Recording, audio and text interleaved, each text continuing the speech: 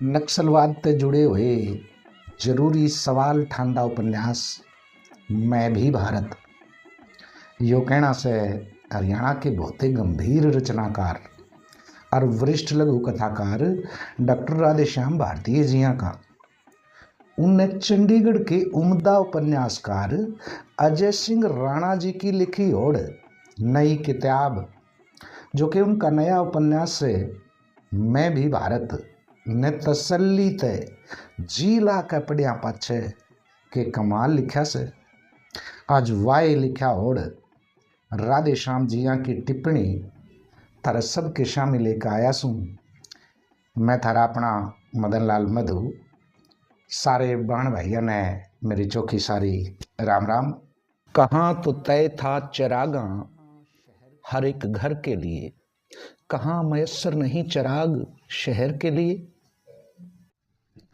दुष्यंत कुमार का यो शेर देश की आजादी के 75 बरस पाछे भी किते ना किते यथार्थ बोध करवांदा दिखे से। और दिखे भी क्यों ना, अपने देश की आजादी तो पहले देश भगत गाभरुआ ने जो सुपने देखे थे वह आज भी किते ना किते अधूरे से। आज अमीर तो और अमीर होता जा रहा से और गरीब जमा धरती में लगता जा है। ऊँ भी इस माटी से जुड़े कई सवाल से जिनका जवाब सदियां तय ना किसो मानस दौरे था और ना ही हमारी सरकार दौरे। और सच्ची बात तो यह से अक मट्टी ते दूर होके मट्टी के सवालों का जवाब दिए भी नहीं जा सकते और ना ही समझा जा सके उन सवालों की गहरे मतलब ने। इनके इसे अर्थ न जानन ताई हमने मट्टी गेल मट्टी होना पड़े से, जंगल में रह के जंगल बनना पड़े से। यो जड़दा बड़दा यानी ज्वलंत प्रश्न उभर के आया से लेखक अजय सिंह राणा के उपन्यास मैं भी भारत में। अजय के इससे पहले 2 उपन्यास प्रकाशित हो लिए हैं। खाली घरोंदे ने चंडीगढ़ साहित्य अकादमी ते और तेरा नाम इश्क ने हरियाणा साहित्य अकादमी पंचकुला की ओर से श्रेष्ठ कृति पुरस्कार मिल लिया से। इस उपन्यास में लेखक हाशिए पे खड़े लोगों की आवाज बन पड़ा से। पर यो कहना भी जमा सही से अक जब किसो भी काम ने ईमानदारी ते नहीं करया जाता न तो घणिये समस्या अड़चना अपना विकराल रूप धारण कर ले हैं। इसे ही ज्वलंत प्रश्न आदिवासी जीवन से जुड़े ओढ़ हैं। आज उन पे उनका जल जंगल और जमीन सबकी में छीने खोसे जा रहे हैं। जाए तो विद्रोह की चिंगारी जन्म ले ले है। लव बाजा है क्योंकि उनने प्रेम से इन जंगलों ते अपनी मट्टी ते और अपने मनसा ते ये लोग जंगल ने अपना भगवान मानस है। आज इंसानी दखलंदाजी ने अड़े की वन्य व्यवस्था जमा तैश नैश करके घेर दी। घर तक बेघर हुए लोग अपने घर ने बर्बाद होंगे क्यों कर देखा। यो उपन्यास कल्ला आदिवासियों की आवाज नहीं बनता बल्कि नक्सलवाद में मारे गए सीआरपीएफ और लोकल पुलिस के जवाना गैल बेकसूर आदमी के प्रति भी पूरी हमदर्दी के गैल खड़ा मिला है, जो नक्सलवादियों की गोलियां के शिकार हो से। इस उपन्यास की शुरुआत जिस लहू लिसड़ी हुई कुल्हाड़ी तय हो रही से वह अनगिनत सवालों ना जन्म दे है और पढ़निए पाठकों के मन्ना में कसूती जिज्ञासा भर दे है। जिज्ञासा का वो ज्वार तावड़ा सा शांत भी नहीं होकर दिंदा से। उससे चाह में पाठक पूरे उपन्यास के पन्ने पे पन्ने पलटदा चला जा से। जित बिरंची नारायण अपनी जमीन ते आज भी उम्मीद की फसल पैदा होने खातिर जद्दोजहद कर रहा से जमींदारां ते किसानां का हुंदा शोषण, सरकारां की अनदेखी, बुद्ध राय शरण और कावेरी की परवान चढ़ दी प्रेम कहानी। ओरा ने ईमानदारी का पाठ पढ़ाने वाले और खुद बेईमानी के भेंट चढ़े शिक्षा के ये पावन मंदिर। दनेश्वर और तृप्ति की इचकोड़े खांदी प्रेम कथा। और सब तय खास नक्सलवाद के पीछे मूल कारणा की तलाश करदा पाठक अखर में हतप्रभ रह जासे। लेखक घना एक कह के भी बतेरा की अणकया छोड़ दे से। यो अणकया उपन्यास की ताकत भी से। यो बिन कया हम पढ़निया ने चिंतार चिंतन ताई बाध्या करे से। किताब के आवरण पृष्ठ पर छपी होड़, हाथ में बेड़ियां, सारा एकिम बताण ताई काफी से। इस उपन्यास में जो सवाल अजय सिंह राणा ने खड़े करे से वह पाठका की चेतना पर दस्तक देंदे दिखे से। गांव के मुखिया का वादा था अकतावड़िए गांव में बिजली आ जाएगी, पर इन साहूकारा और सरकारा के वाद्या का स्वरूप एक जैसा ही हो से। दोनों वहां की मिली भगत इनमें सच टोना मृस्थल में पानी टोन के बराबर होया करे से। माटी लिखड़े शरीर बस शरीर ना से। तेज तपदी घाम में और कठोर सीढ़ी बाढ़ में तपदे जमदे ये शरीर जमीन में नाज पैदा करें से, जिससे हमारी सांस चल रही से।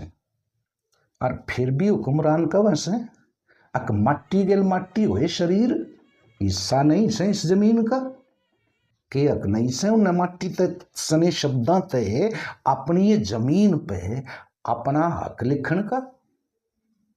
देश में आज भी एक यक्ष प्रश्न खड़ा से और वो सब भूखमरी। लेखक ने आड़ा विचारणीय बिंदु हमारे सबके सामने धरा से कि भूख व्यक्ति से उसके विचार छीन लेती है। यह विचारों की लड़ाई भी भरपेट व्यक्ति ही कर सकता है। व्यवस्था पर चोट हम गरीबों के हक को मारकर अमीरों के घर भरना, यही है बस लोकतंत्र। यहां व्यंग्य की धार इतनी पैनी से वह सिस्टम पर करारी चोट करे से। लेखक अड़े जमींदारा की सोच पे भी गहराई ते प्रकाश डाले से। गरीबा के लत्या में झांकण का यो जमींदारी रिवाज सदियां तक पुराना से और इन सैन की उनकी मजबूरी शायद उससे भी पुरानी। उनकी गरीबी का फायदा उठा के अक्सर पीछा वाले लोग ना केवल उनके जिस्म तक हिलने से बल्कि उनकी आत्मा ताई ने झकझोर कर धर दे से। किसान इस देश की ताकत से, पर वही किसान कदे मौसम की मार, कदे सरकार, कदे जमींदार के चंगुल तक बाहर नहीं निकल पांदा। किसाना के मना का जीवंत चित्रण करया से। कल्पना की उधेड़ बुन में बेराना कितने की ये सपने किसान देखे हैं कि जिन्नस अच्छी होगी, कीमत अच्छी मिलेगी और सब में ठीक हो जाएगा, पर उसा हुंदा ना से जिसा वह सोचे से। कल्पना और वास्तविकता की लड़ाई में बेचारे हार जा से। किसी भी किसान तई अपनी जमीन का छोटा सा टुकड़ा उसके जीवन की पूंजी हो से, उसकी पालनहार हो से। उपन्यास में बोले गए संवाद तो कति कमाल से। बिरंची नारायण और बुद्ध राय शरण जिसे बेराना कितने आदिवासी किसाना का अस्तित्व खत्म होने के कगार पे था, पर उन्हें इश्क था अपनी जमीन तय, अपने जंगल तय, अपने रिवाजा तय। इश्क और क्रांति दोनों का ही रंग लाल होया करे से, क्योंकि दोनों ही व्यवस्था के खिलाफ होंदे आए हैं सदियां तय। दोनों ही खून मांगे से, कुर्बानी मांगे से। मजबूरी का डंक इंसान के स्वाभिमान और आत्मविश्वास दोनों ने ऐस द मिटा दिस। वह चाह के भी कि मैं नहीं कर सकते, बस छटपटाट हो वैसे अपने इंसानों ने नकारण की। ये प्रोजेक्ट तुम्हें मुनाफा देते हैं, इन गरीबों को नहीं। किसी भी तरह की हिंसा का हम भी समर्थन नहीं करते, लेकिन आए दिन आदिवासियों पर होने वाले जुल्म पर भी तो नकेल कसिए। उनके हाथों में बंदूक थमाने वाले कौन हैं? अगर यह आतंक है तो गरीबों को गरीब रखना भी आतंक है। उसकी आंखों में गजब की निडरता थी। वह बिका हुआ पत्रकार नहीं लग रहा था। फिर भी उन लोगों पुलिस वालों की लाशों पर जश्न मनाना क्या हैवानियत नहीं? कावेरी ने सवाल किया था। क्या हमारी औरतों के साथ बलात्कार करना हैवानियत नहीं? बुद्धराज शरण आवेश में चिल्लाया था। कहां चली गई थी तुम्हारी कलम जब हमसे हमारे घर छीने जा रहे थे? खदाने, जंगल, जल, खेत, जीने का सब अधिकार, सब कुछ हथिया लिया गया। चंद अमीर लोग सरकारों, नेताओं को रखैल बना लेते हैं। उन सब की झोली भर हम जैसे गरीबों का शोषण होता है और होता रहेगा। लेकिन बंदूक तो रास्ता नहीं इन समस्याओं का। केवल हिंसा से क्या मिला है आज तक? सिर्फ लहू से सने लिबास और लथपथ शरीर। सरकार कुछ लालची नेताओं से नहीं होती, कुछ अच्छे लोग भी सरकार में होते हैं। तुम बात करके तो देखो। कलम सही लिखेगी तो शायद बंदूकें थम जाएंगी। लेखक भाषा लिखते नहीं बल्कि भाषा गढ़ते हैं। पाठक उपन्यास में आए दृश्यों तक जुड़ता चला जा से। एक के बाद एक दृश्य उसके मानस पटल पर छाण लाग जैसे।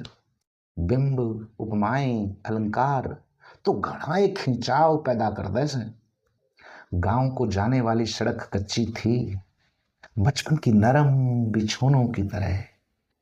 मां की हथेलियों में वह जमीन की बुवाई के निशान देख रहा था। हाथ की लकीरें ठीक वैसे ही होने का एहसास दे रही थी। लेखक यहां वर्तमान ही नहीं भविष्य के प्रति भी सचेत करता है। उनके पोखर का पानी भी शायद पाताल में उतर गया था, या उसकी भी कोई मजबूरी रही होगी। उपन्यास में घनी सारी जानकारियां पाठका के ज्ञान में बढ़ोतरी कर दी दिखा है। मसलन खदाना ते लिकड़ते हुए यूरेनियम ते मारे इलाका की औरतों को बच्चे ना होने की समस्या, या जन्म ते पहले उन बड़का का पेट में मर जाना एक हत्या ही तो है। उसने फिर अपना मन कावेरी आगे अड़का करया। स्त्री जीवन ते जुड़ा एक जायज सवाल नारी पात्र तृप्ति द्वारा उठाया गया। निष्पक्षता की चाह केवल औरत से ही क्यों? पुरुष को संभोग के लिए आजादी, त्याग का ठेका क्या सिर्फ हमारा ही है? पुरानी यादें तृप्ति की आत्मा को मत रही थी। किसी को हासिल कर लेना ही मोहब्बत नहीं होती, उसको हर पल रूप में महसूस करना ही शायद मोहब्बत का सही स्वरूप है। इस माओवादी संघर्ष में समझ पाने की हिम्मत और समझ इस देश के घने थोड़े से लोगों में है। हजारों हथियारबंद लोग भारत के कितने प्रदेशों में बंदूक और बारूद की लड़ाई क्यों लड़ रहे हैं? कोई इन प्रश्नों के जवाब क्यों नहीं खोजता? कितनी पीढ़ियां भूख और हक की लड़ाई में अपना जीवन स्वाह कर देती हैं या स्वाह कर दे रही हैं? इन सवालों को उठाना आज समय की मांग है। लेखक ने इस उपन्यास में संतुलन बना कर रखा है। वे निष्पक्ष भाव से कथा को आगे बढ़ाते और जरूरी सवाल खड़े करते नजर आते हैं। अजय सिंह राणा हरियाणा की मट्टी में पैदा हुआ हरियाणा का ये लोकप्रिय लेखक साहित्य जगत में अपनी एक विशिष्ट पहचान बनावेगा, इसी उम्मीद के लेखक अजय सिंह राणा को घनी सारी बधाई और यह विचार लिखने वाले राधेश्याम भारतीय जी को भी घनी सारी बधाई और शुभकामनाएं। बहुत ही प्यारा उपन्यास है। मैं भी भारत चाहूँ और खासा चर्चा में है ये उपन्यास। सुधी पाठकों से मेरी अपील भी कि पठनीय उपन्यास है, लेकर के जरूर पढ़िएगा। आप सभी का बहुत बहुत आभार। नमस्कार। राम राम साथियों।